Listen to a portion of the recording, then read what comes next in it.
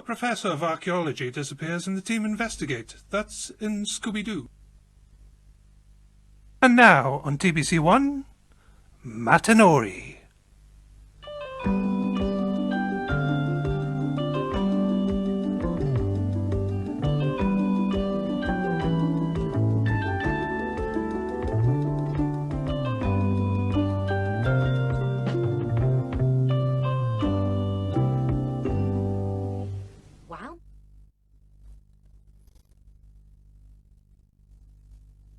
A Christmas Carol by Charles Dickens. Stave 1, Marley's Ghost. Marley was dead to begin with. There is no doubt whatever about that. The register of his burial was signed by the clergyman, the clerk, the undertaker, and the chief mourner. Scrooge signed it, and Scrooge's name was good upon change for anything he chose to put his hand to. Old Marley was as dead as a doornail. Mind, I don't mean to say that I know of my own knowledge what there is particularly dead about a doornail. I might have been inclined myself to regard a coffin nail as the deadest piece of ironmongery in the trade. But the wisdom of our ancestors is in the simile, and my unhallowed hand shall not disturb it, or the country's done for. You will therefore permit me to repeat, emphatically, that Marley was dead as a doornail. Scrooge knew he was dead? Of course he did.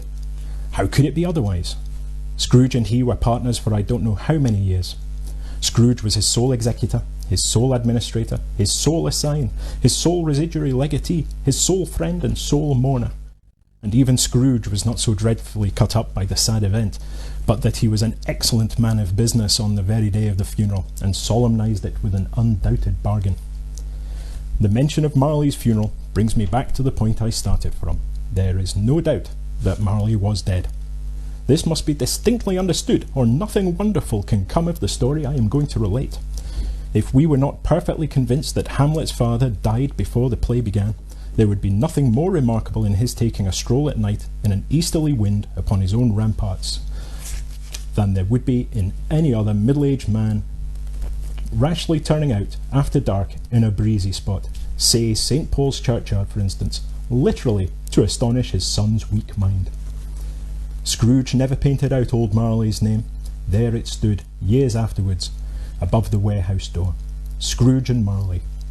The firm was known as Scrooge and Marley. Sometimes people new to the business called Scrooge, and sometimes Marley. But he answered to both names. It was all the same to him. Oh, but he was a tight-fisted hand at the grindstone, Scrooge. A squeezing, wrenching, grasping, scraping, clutching, covetous old sinner. Hard and sharp as flint, from which no steel had ever struck out generous fire. Secret and self-contained and solitary as an oyster. The cold within him froze his old features, nipped his pointed nose, shrivelled his cheeks, stiffened his gait, made his eyes red, his thin lips blue, and spoke out shrewdly in his grating voice. A frosty rime was on his head, and on his eyebrows and his wiry chin. He carried his own temperature always about with him. He iced his office in the dog days and didn't thaw it 1 degree at Christmas. External heat and cold had little influence on Scrooge. No warmth could warm, no wintry weather chill him. No wind that blew was bitterer than he. No falling snow was more intense upon its purpose.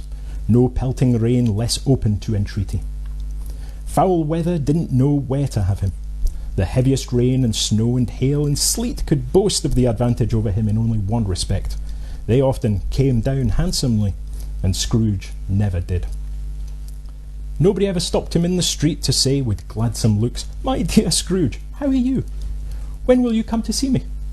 No beggars implored him to bestow a trifle. No children asked him what it was o'clock. No man or woman ever once in all his life inquired the way to such and such a place. Of Scrooge. Even the blind men's dogs appeared to know him, and when they saw him coming would tug their owners into doorways and up courts, and then would wag their tails as though they said no eye at all is better than an evil eye, dark master. But what did Scrooge care? It was the very thing he liked. To edge his way along the crowded paths of life, warning all human sympathy to keep its distance, was what the knowing ones call nuts to Scrooge. Once upon a time, of all the good days in the year, on Christmas Eve, old Scrooge sat busy in his counting house. It was cold, bleak, biting weather, foggy withal, and he could hear the people in the court outside go wheezing up and down, beating their hands upon their breasts, and stamping their feet upon the pavement stones to warm them. The city clocks had only just gone 3, but it was quite dark already. It had not been light all day, and candles were flaring in the windows of the neighbouring offices, like ruddy smears upon the palpable brown air. The fog came pouring in at every chink and keyhole, and was so dense without that although the court was of the narrowest, the houses opposite were mere phantoms. To see the dingy cloud come drooping down, obscuring everything, one might have thought that nature lived hard by, and was brewing up in a large scale. The door of Scrooge's counting house was opened that he might keep his eye upon his clerk, who, in a dismal little cell beyond, a sort of tank, was copying letters. Scrooge had a very small fire, but the clerk's fire was so much smaller that it looked like one coal. But he couldn't replenish it, for Scrooge kept the coal box in his own room, and so surely as the clerk came in with a shovel, the master predicted that it would be necessary for them to part. Wherefore the clerk put on his white comforter and tried to warm himself at the candle, in which effort, not being a man of strong imagination, he failed. "A Merry Christmas, Uncle Scrooge! God save you!" cried a cheerful voice. It was the voice of Scrooge's nephew, who came upon him so quickly that this was the first intimation he had of his approach. "Bah!" said Scrooge. "Humbug!" He had so heated himself with a rapid walking in the fog and frost, this nephew of Scrooge's, that he was all in a glow. His face was ruddy and handsome, his eyes sparkled, and his breath smoked again. "Christmas a humbug, uncle?" said Scrooge's nephew. "You don't mean that, I'm sure." "I do," said Scrooge. "Merry Christmas. What right have you to be merry? What reason have you to be merry? You're poor enough." "Come then," returned the nephew gaily. "What right have you to be dismal? What reason have you to be morose? You're rich enough." Scrooge, having no better answer ready on the spur of the moment, said "Bah!" again, and followed it up with "Humbug!" "Don't be cross, uncle," said the nephew. "What else can I be?" returned the uncle, "when I live in such a world of fools as this? Merry Christmas! Out upon Merry Christmas! What's Christmas time to you but a time for paying bills without money? A time for finding yourself a year older and not an hour richer? A time for balancing your books and having every item in 'em a round dozen of months presented dead against you? If I could work my will," said Scrooge indignantly, "every idiot who goes about with Merry Christmas on his lips should be boiled with his own pudding and buried with a stake of holly through his heart. He should." "Uncle," pleaded the nephew. "Nephew," returned the uncle sternly, "keep Christmas in your own way and let me keep it in mine." "Keep it," said Scrooge's nephew, "but you don't keep it." "Let me leave it alone then," said Scrooge. "Much good may it do you. Much good has it ever done you." "There are many things from which I might have derived good, by which I have not profited, I dare say," returned the nephew. "Christmas among the rest. But I am sure I have always thought of Christmas time, when it has come round, apart from the veneration due to its sacred name and origin, if anything belonging to it can be apart from that, as good a time, a kind, forgiving, charitable, pleasant time. The only time I know of in the long calendar of the year when men and women seem by one consent to open their shut-up hearts freely and to think of people below them as if they really were fellow passengers to the grave, and not another race of creatures bound on other journeys. What else and therefore, uncle, though it has never put a scrap of gold or silver in my pocket, I believe that it has freely good and will do me good, and I say, God bless it." The clerk in the tank involuntarily applauded, becoming immediately sensible of the impropriety. He poked the fire and extinguished the last frail spark forever. "Let me hear another sound from you," said Scrooge, "and you will keep Christmas by losing your situation. You're quite a powerful speaker, sir," he added, turning to his nephew. "I wonder you don't go into Parliament." "Don't be angry, uncle. Come, dine with us tomorrow." Scrooge said that he would see him. Yes, indeed, he did. He went the whole length of the expression and said that he would see him in that extremity first. "But why?" cried Scrooge's nephew. "Why?" "Why did you get married?" said Scrooge. "Because I fell in love." "Because you fell in love," growled Scrooge, as if that were the only thing in the world more ridiculous than a Merry Christmas. "Good afternoon." "Nay, uncle, but you never came to see me before that happened. Why give it as a reason for not coming now?" "Good afternoon," said Scrooge. "I want nothing from you. I ask nothing of you. Why cannot we be friends?" "Good afternoon," said Scrooge. "I am sorry with all my heart to find you so resolute. We have never had any quarrel to which I have been a party, but I have made the trial in homage to Christmas, and I'll keep my Christmas humour to the last. So a Merry Christmas, Uncle." "Good afternoon," said Scrooge, "and a Happy New Year." "Good afternoon," said Scrooge. His nephew left the room without an angry word, notwithstanding. He stopped at the outer door to bestow the season's greetings on the clerk, who, cold as he was warmer than Scrooge, for he returned them cordially. "There's another fellow," muttered Scrooge, who overheard him.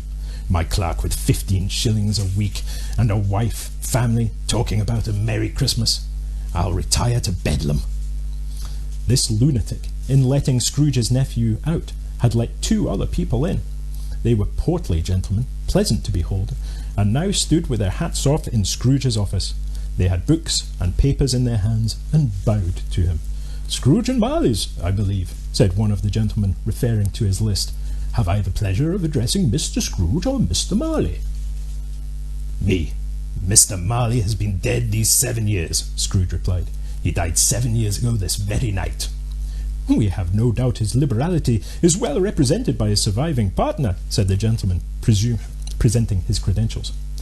It certainly was, for they had been 2 kindred spirits. At the ominous word liberality, Scrooge frowned and shook his head and handed the credentials back. "At this festive season of the year, Mr. Scrooge," said the gentleman, taking up a pen, "it is more than usually desirable that we should make some slight provision for the poor and destitute who suffer greatly at the present time. Many thousands are in want of common necessaries. Hundreds of thousands are in want of common comforts, sir." "Are there no prisons?" asked Scrooge. "Plenty of prisons," said the gentleman, laying down the pen again. "And the union workhouses?" demanded Scrooge. "Are they still in operation?" "They are still," returned the gentleman. "I wish I could say they were not." "The treadmill and the poor law are in full vigour then?" said Scrooge. "Both very busy, sir." "Oh, I was afraid from what you said at first that something had occurred to stop them in their useful course," said Scrooge. "I'm very glad to hear it." "Under the impression that they must scarcely furnish Christian cheer of mind or body to the multitude," returned the gentleman, "a few of us are endeavouring to raise a fund to buy the poor some meat and drink, and means of warmth. We choose this time because it is a time of all others when want is keenly felt, and abundance rejoices. What shall I put you down for?" "Nothing," Scrooge replied. "You wish to be anonymous?" "I wish to be left alone," said Scrooge. "Since you ask me what I wish, gentlemen, that is my answer. I don't make merry myself at Christmas, and I can't afford to make idle people merry. I help to support the establishments I have mentioned. They cost enough, and those who are badly off must go there." "Many can't go there, and many would rather die." "If they would rather die," said Scrooge, "they had better do it, and decrease the surplus population. Besides, excuse me, I don't know that." "But you might know it," observed the gentleman. "It's not my business," Scrooge returned. "It's enough for a man to understand his own business, and not to interfere with other people's. Mine occupies me constantly. Good afternoon, gentlemen." Seeing clearly that it would be useless to pursue their point, the gentleman withdrew. Scrooge resumed his labours with an improved opinion of himself, and in a more facetious temper than was usual with him. Meanwhile, the fog and darkness thickened, so that people ran about with flaring links, proffering their services to go before horses and carriages, and conduct them on their way. The ancient tower of a church, whose gruff old bell was always peeping slyly down at Scrooge out of a Gothic window in the wall, became invisible, and struck the hours and quarters in the clouds, with tremulous vibrations afterwards, as if its teeth were clattering in its frozen head up there. The cold became intense.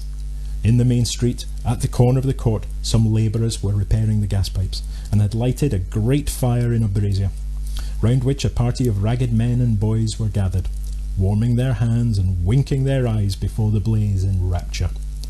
The water plug, being left in solitude, its overflowing sullenly congealed and turning to misanthropic ice. The brightness of the shops where holly sprigs and berries crackled in the lamp heat of the windows made pale faces ruddy as they passed. Poulterers' and grocers' trades became a splendid joke, a glorious pageant, with which it was next to impossible to believe that such dull principles as a bargain and sale had anything to do. The Lord Mayor, in his stronghold of the mighty mountain Hants, gave orders to his 50 cooks and butlers to keep Christmas as a Lord Mayor's household should, and even the little tailor, whom he had fined 5 shillings on the previous Monday for being drunken and bloodthirsty in the streets, stirred up tomorrow's pudding in his garret, while his lean wife and the baby sallied out to buy the beef. Foggier yet and colder, piercing, searching, biting cold. If the good St. Dunstan had but nipped the evil spirit's nose with a touch of such weather as that, instead of using his familiar weapons, then indeed he would have roared to lusty purpose. The owner of one scant young nose, gnawed and mumbled by the hungry cold as bones are gnawed by dogs, stooped down at Scrooge's keyhole to regale him with a Christmas carol. But at the first sound of "God bless you, merry gentlemen, may nothing you dismay," Scrooge seized the ruler with such energy of action that the singer fled in terror, leaving the keyhole to the fog in even more congenial frost. At length the hour of shutting up counting house arrived. With an ill will, Scrooge dismounted from his stool and tacitly admitted the fact to the expectant clerk in the tank, who instantly snuffed his candle out and put on his hat. "You'll want all day tomorrow, I suppose," said Scrooge. "If it's quite convenient, sir." "It's not convenient," said Scrooge, "and it's not fair. If I was to stop half a crown for it, you'd think yourself ill-used, I'll be bound." The clerk smiled faintly. "And yet," said Scrooge, "you don't think me ill-used when I pay a day's wages for no work." The clerk observed that it was only once a year. "A poor excuse for picking a man's pocket every 25th of December," said Scrooge, buttoning his greatcoat to the chin. "But I suppose you must have the whole day. Be here all the earlier next morning." The clerk promised that he would, and Scrooge walked out with a growl. The office was closed in a twinkling, and the clerk, with the long ends of his white comforter dangling below his waist, for he boasted no greatcoat, went down a slide on Cornhill at the end of a lane of boys 20 times in honour of its being Christmas Eve, and then ran home to Camden Town, as hard as he could pelt, to play at blind man's buff.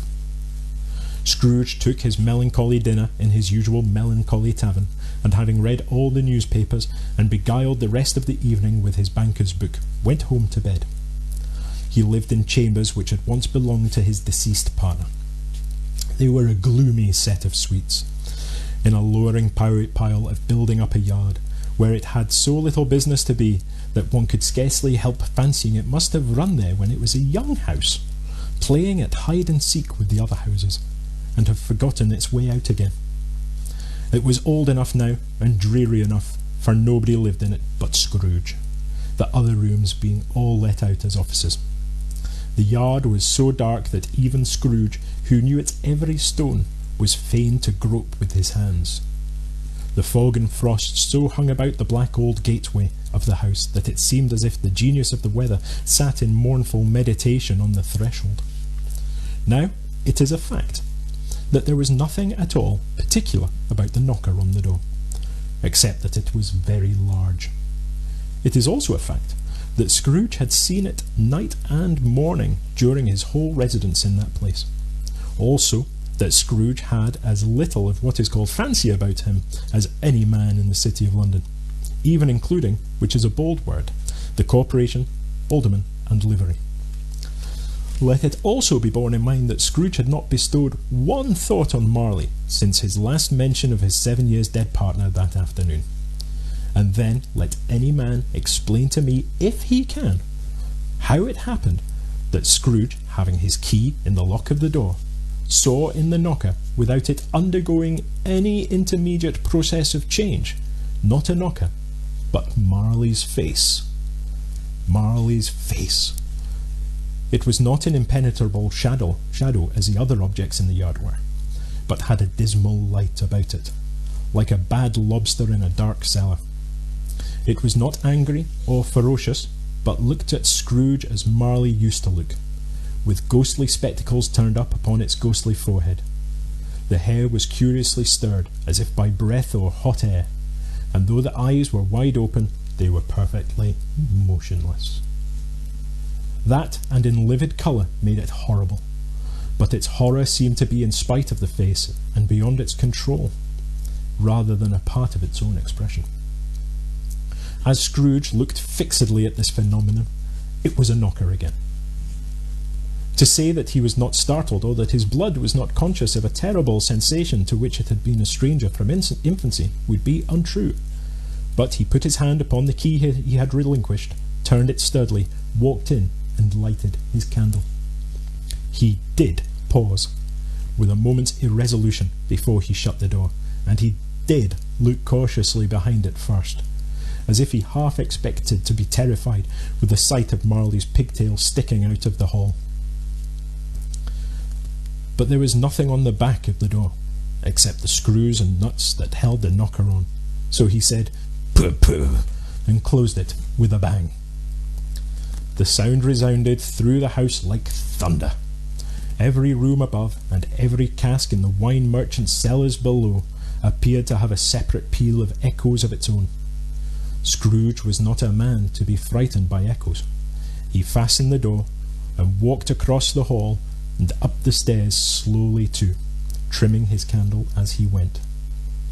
You may talk vaguely about driving a coach and six up a good old flight of stairs, or through a bad young Act of Parliament, but I mean to say you might have got a hearse up that staircase and taken it broadwise with the splinter bar towards the wall, and the door towards the balustrades, and done it easy.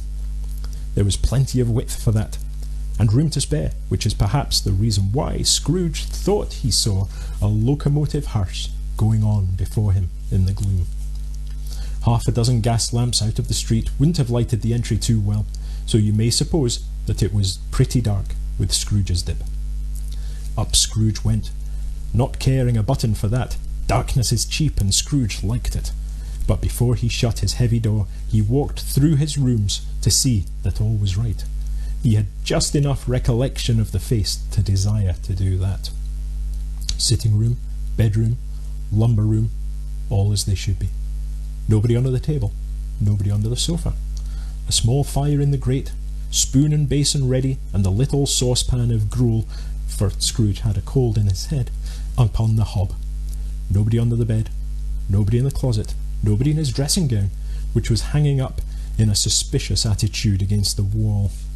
Lumber room, as usual, old fireguard, old shoes, with 2 fish baskets, washing stands on 3 legs, and a poker. Quite satisfied, he closed his door and locked himself in, double-locked himself in, which was not his custom. Thus secure against surprise, he took off his cravat, put on his dressing gown and slippers and his nightcap, and sat down before the fire to take his gruel. It was a very low fire indeed, nothing on such a bitter night. He was obliged to sit close to it and brood over it, before he could extract the least sensation of warmth from such a handful of fuel.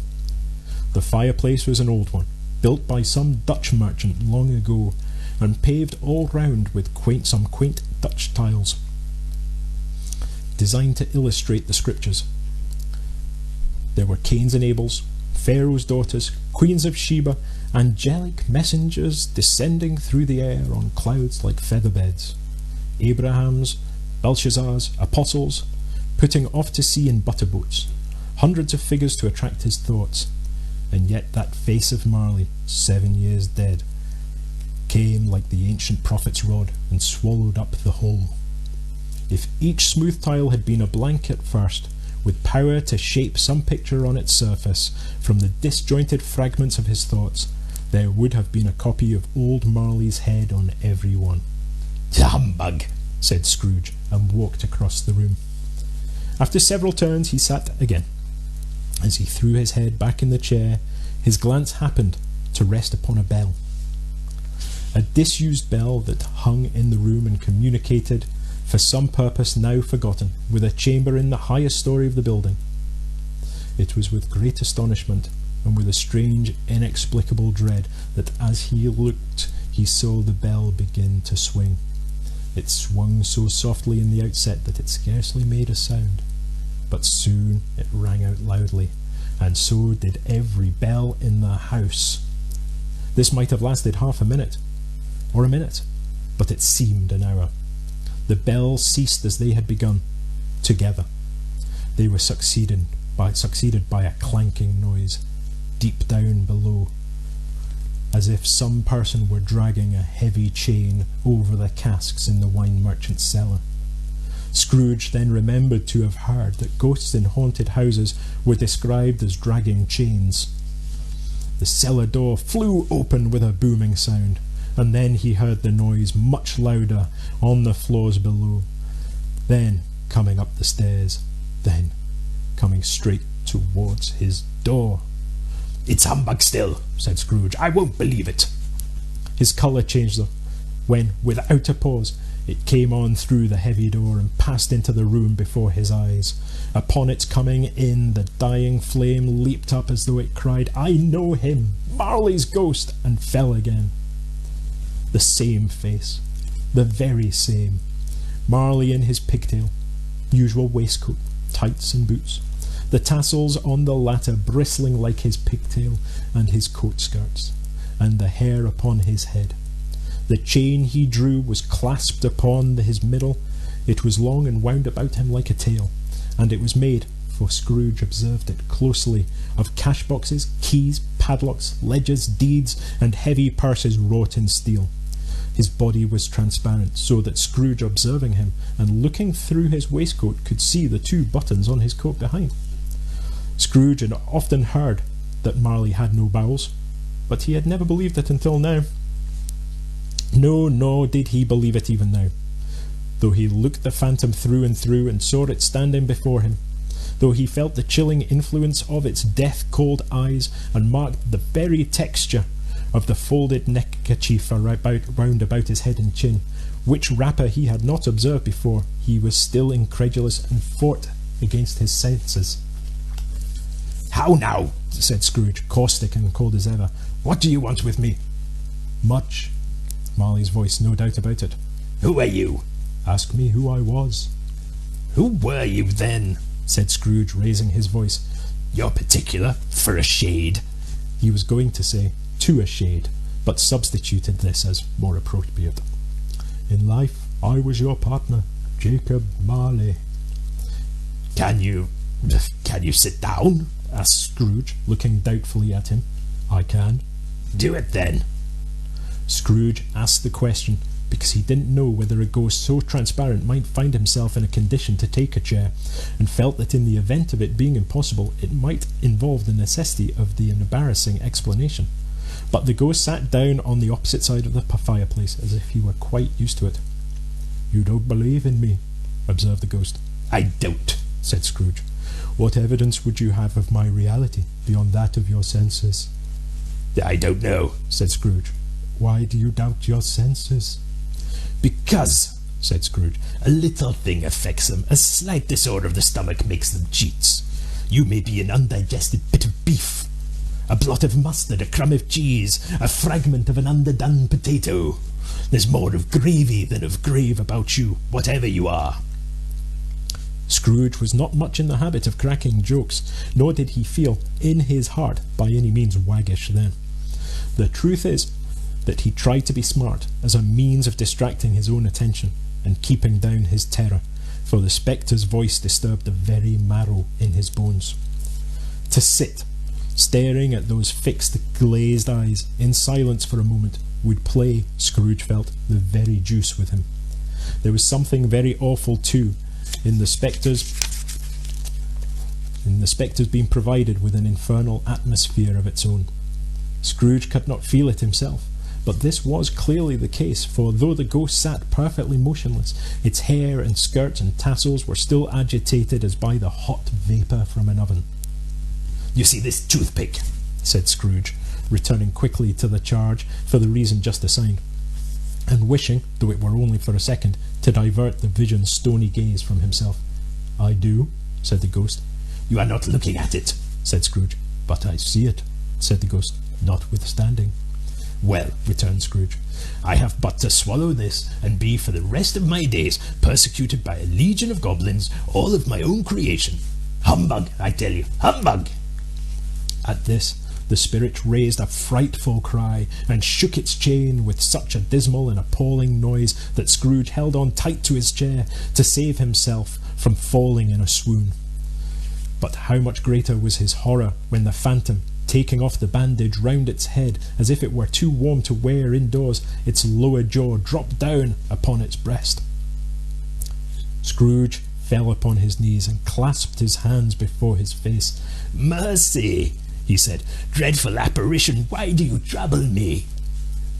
"Man of the worldly mind," replied the ghost, "do you believe in me or not?" "I do," said Scrooge. "I must. But why do spirits walk the earth, and why do they come to me?" "It is required of every man," the ghost returned, "that the spirit within him should walk abroad among his fellow men, and travel far and wide. And if that spirit goes not forth in life, it is condemned to do so after death. It is doomed to wander through the world, oh, woe is me, and witness what it cannot through the world, and witness what it cannot share, but might have shared on earth, and turn to happiness." Again the spectre raised a cry and shook its chain and wrung its shadowy hands. "You are fettered," said Scrooge, trembling. "Tell me why." "I wear the chain I forged in life," replied the ghost. "I made it link by link and yard by yard. I girded it of my own free will, and of my own free will I wore it. Its pattern strange to you?" Scrooge trembled more and more. "Oh, would you know," pursued the ghost, "the weight and length of the strong coil you bear yourself? It was as full and heavy and as long as this 7 Christmas Eves ago. You have laboured on it since. It is a ponderous chain." Scrooge glanced about him on the floor, in the expectation of finding himself surrounded by some 50 or 60 fathoms of iron cable, but he could see nothing. "Jacob," he said imploringly. "Old Jacob Marley, tell me more. Speak comfort to me, Jacob." "I have none to give," the ghost replied. "It comes from other regions, Ebenezer Scrooge, and is conveyed by other ministers to other kinds of men. Nor can I tell you what I would. A very little more is all permitted to me. I cannot rest, I cannot stay, I cannot linger anywhere.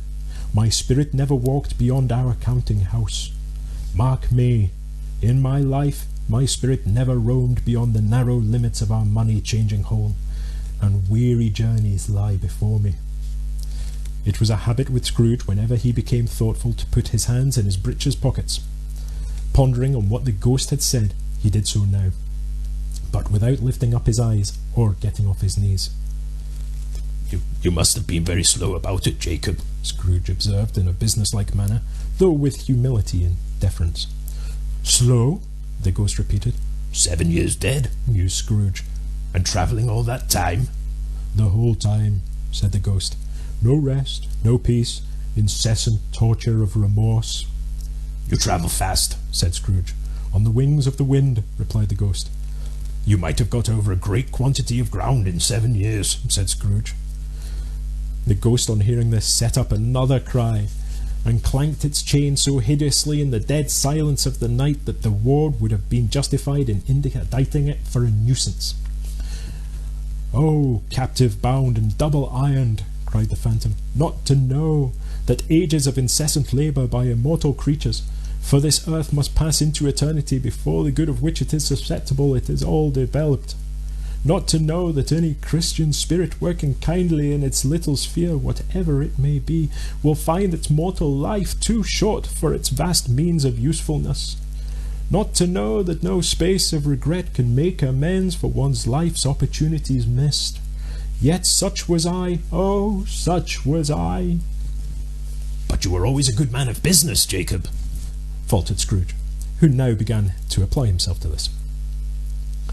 "Business," said the ghost, wringing its hands again. "Mankind was my business. The common welfare was my business.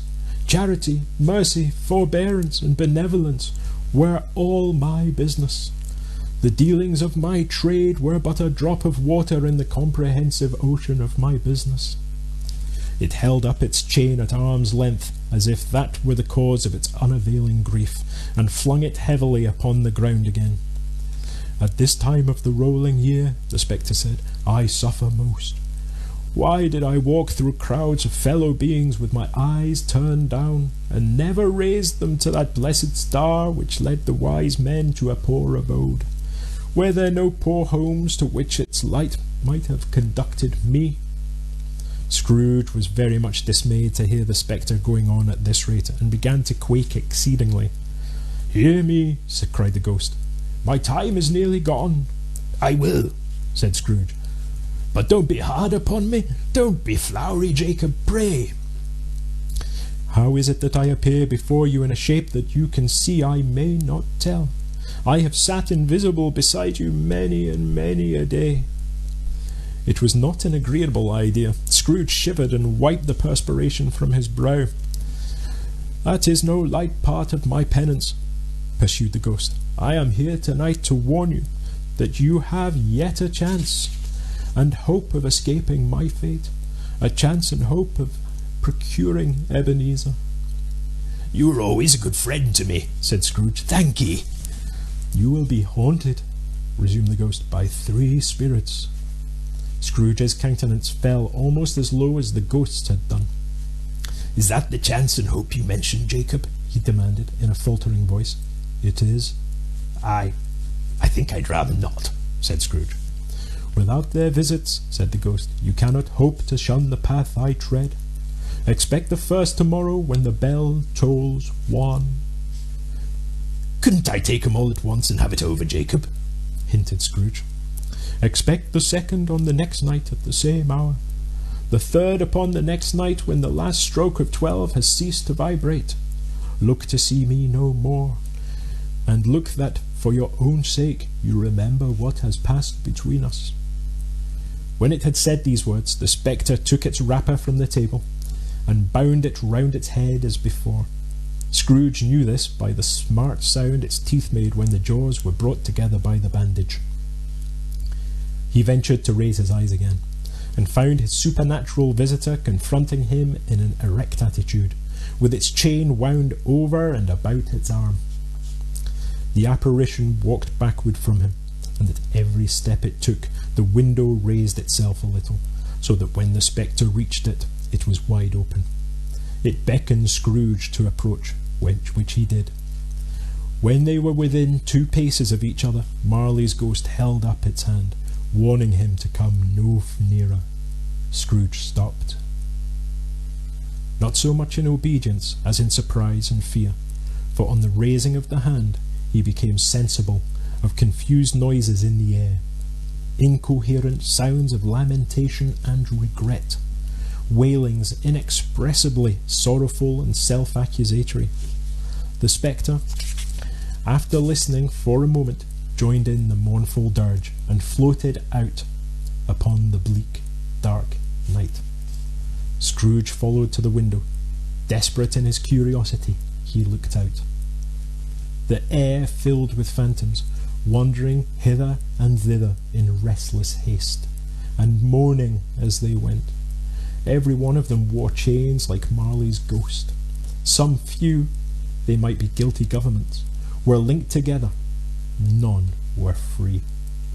Many had been personally known to Scrooge in their lives. He had been quite familiar with one old ghost in a white waistcoat, with a monstrous iron safe attached to its ankle, who cried piteously at being unable to assist a wretched woman with an infant, whom it saw below upon a doorstep.